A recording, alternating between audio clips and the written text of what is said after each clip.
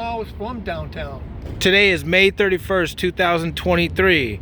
I'm here with Richard Hanley. How you doing, sir? I'm doing all right. Could be better, but it's not going to get me shit to complain. Okay, we're sitting here, and this is whose van is this? Mine. How long you had it for? About 6 years now. And where do you live? In Portland. You live in this van, right? Oh yeah, it's my home. How long you been living on the streets in Portland, Oregon? For, I don't know, 35, 40 years now. That's got to be a record, don't you think? You might be the... Well, I mean, I'm not proud of it, but I'm not ashamed of it either. To me, I think that's like being a spokesperson for... I mean, I've never worked a sign. You know, Portland, one thing about Portland years ago is cans and bottles were a nickel a piece. I made a living off that. You know, I lived underneath Ross Island Bridge for 15 years before I got my first vehicle. And you learn different routes, different businesses that throw out their cans, and that's what I lived on for years. And then I got in some trouble, and part of getting out of that trouble was I go and apply for SSI. And so I did that, and then they approved it. Because I've got some problems. I don't like people. I'm antisocial. I don't. Yeah, see, a lot of people, you know, they say that a lot of people, you know, in your situation don't want to work, and they're going to ask, and the comments going to say, he's been, you know, homeless this long. How come he hasn't worked and contributed to society? And I would say what you just said. Some people just don't want to deal with people. Well, you know, it's not just dealing with people. It's I had a job once where the guy tried to tell me how to operate a shovel. Wow. And I almost put the shovel upside his head. And for me, I would rather quit than get myself an assault charge and end up going to prison. The job is just not worth it. So you know what you're capable of, and you don't put yourself in those situations for it to happen. It's like, I mean, that's part of my SSI paperwork. It has it right in there. The judge and there's no shame to my game. I told them from day one I smoke pot, and I smoke it for different reasons. If it wasn't for me getting high this morning, I wouldn't be here talking to you now. Yeah, I smoke marijuana too. You know what I'm saying? Yeah. I only eat once a day, and if it wasn't for pot, I wouldn't even do that. It's just me. You know what I mean? Not everybody's the same in this world. I mean, there's different people, just like there's different homeless people. Have you ever done any hard drugs? Yeah, 30 years ago. So you're not out here strung out. You just No. You're out here. I took, back in the day, people didn't smoke meth. It was just a needle, and that's what I used. And that was over 30 years ago that I stopped. You know, it just I smoke weed, and then I smoke maybe a bowl a day. You know, it's not like I'm sitting in my van all day long smoking, because one, I can't afford it, and two, I don't need it like that. You know what I mean? And there was a time in my life, I smoked weed just to get high. You know, but now it's like my medicine, you know. Do you have any loved ones that are around that you talk to? No, it's just me. I have no brother, no nothing. You told me when I met you just now that you lost someone not too long ago, right? Yeah, she passed away like 11 years ago this July. Okay, was that, you said, your girlfriend? Yeah, we were together almost 22 years. How did she pass? She had cancer that spread to her brain with tumors. Okay. And they gave her 6 months to live, but she lived a year and a half. And I held her in my arms when she passed away. I'm sorry, man. It's the greatest thing I ever did in my life. And I still, to this day, I talk to her every day. And it's the greatest thing that ever happened was she giving me that chance to be there for her. You know, that's amazing. It's an experience that's sad and joyful at the same time, if you can believe that. What was her name? Brenda. Brenda? Yeah, I'm still in touch with her family. They live back in Indiana. You know what I mean? So How did you meet her? underneath Ross Island Bridge. Really? She was in another camp at the time. Okay. And she had a boyfriend at the time that was just stupid. And he ended up leaving, and it took about, she was by herself. And I can count on one hand every woman I've been with and still have 2 extra fingers. You know what I'm saying? So it's not like, I'm not like a lot of other people. You know what I'm saying? She was something special. And once her boyfriend left, it took us about 4 months before we hooked up. And like I said, it's just a little over 22 years we were together. That's amazing. Where do you live now? What area? Northeast. Northeast? Northwest. Northwest? Yeah, it's on You're kind of in the, we don't want to tell people exactly, but you're in the downtown area, right? yeah, Okay. kind of About. 4 miles away Okay. on a dead-end street that, How do you pay for all your, so you got disability, do you get income through the state? yeah, I get SSI. Okay. And that's like $9.14 a month.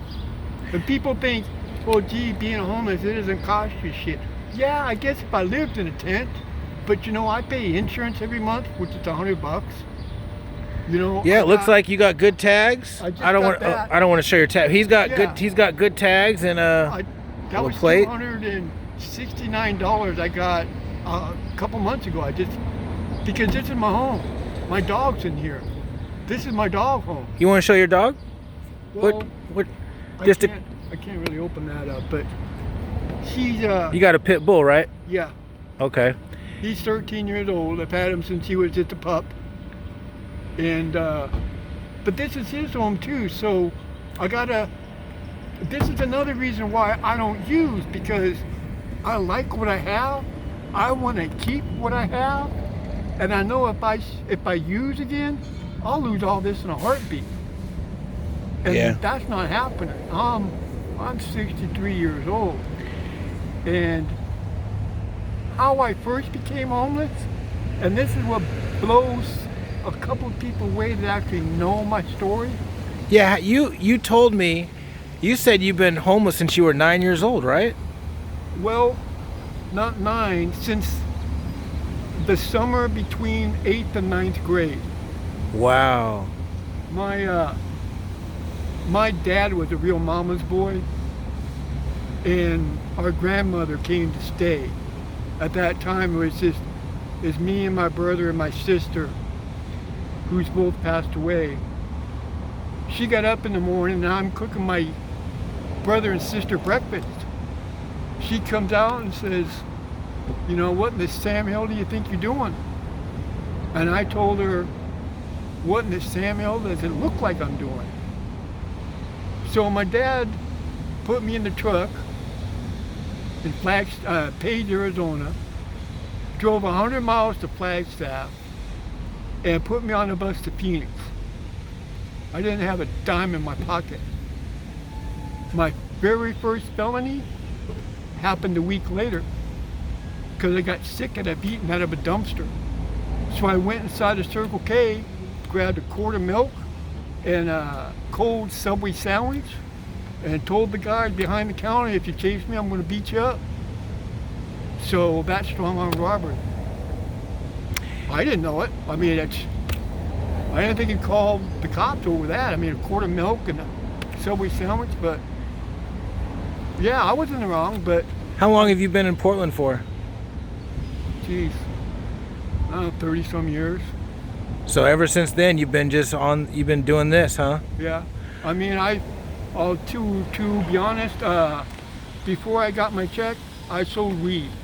That's what I did in Portland for years and years and years. I sold pot. Okay. You know what I'm saying? I mean, not like,